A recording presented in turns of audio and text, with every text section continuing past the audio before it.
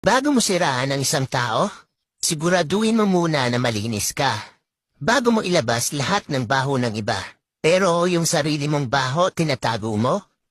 Bago ka magpasikat, dapat sa tama at malinis na paraan. Huwag yung maninira ka ng kapwa mo para lang mapansin ka.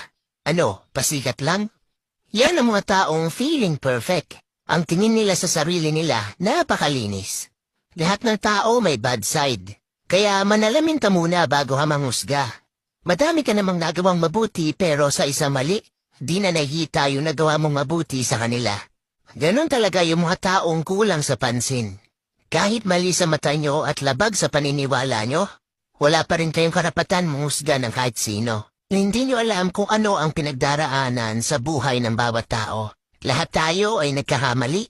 Bas hindi ka aya-ayang tignan ang mga taong nagmamalinis.